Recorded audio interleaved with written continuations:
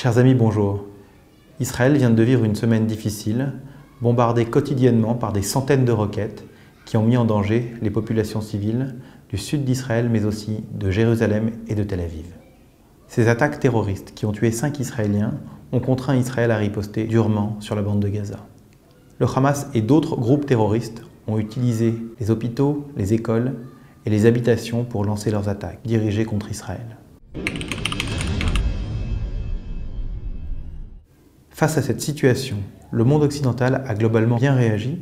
Les États-Unis, l'Union européenne, la Grande-Bretagne, l'Allemagne ont reconnu à Israël le droit de se défendre face à ces attaques terroristes. Qu'a-t-il à se faire pardonner pour qu'il en vienne à dire que les torts sont partagés entre Israël et le Hamas? François Hollande n'a rien fait, n'a rien dit. François Hollande n'a pas condamné Israël.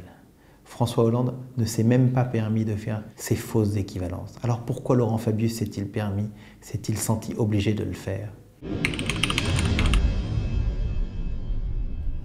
Qu'a fait et que fait la députée des Français de l'étranger qui représente les Français d'Israël? S'est-elle opposée aux propos de Laurent Fabius? A-t-elle annoncé qu'elle les condamnait? A-t-elle posé une question au gouvernement pour demander pourquoi il avait tenu ces propos inacceptables? Les médias occidentaux ont servi la soupe aux groupes terroristes, certains diffusant de fausses images, certains inversant les causalités, et d'autres accablant Israël, laissant penser que c'était Israël l'agresseur. Il paraît étonnant d'observer que la presse, qui généralement défend des valeurs humanistes, en vienne à soutenir un groupe terroriste antisémite, raciste, antichrétien, sexiste.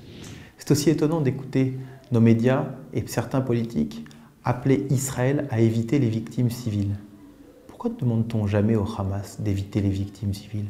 Pour autant, Israël a pris soin à chaque fois de cibler et d'attaquer des endroits où se trouvaient les terroristes. Alors face à cette situation, face à ce déséquilibre, je veux apporter mon soutien entier, total, à l'État d'Israël et à son droit à se défendre.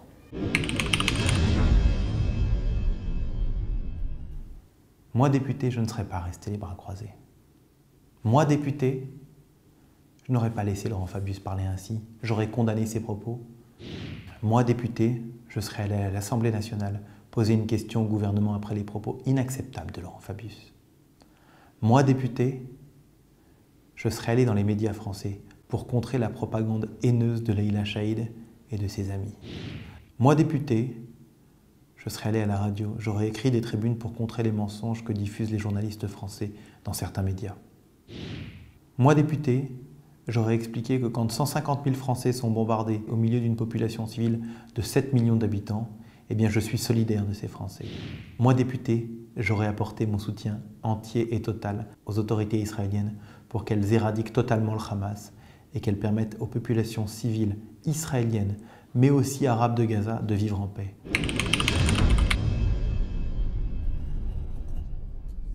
Tant que la menace terroriste du Hamas pèsera et la menace d'autres groupes terroristes pèsera sur Israël, aucune paix sera possible. Tous ces pseudo-processus de paix engagés à Oslo et suivis ailleurs ne mènent à rien tant qu'on n'a pas un arrêt de l'incitation à la haine et une véritable volonté de vivre ensemble.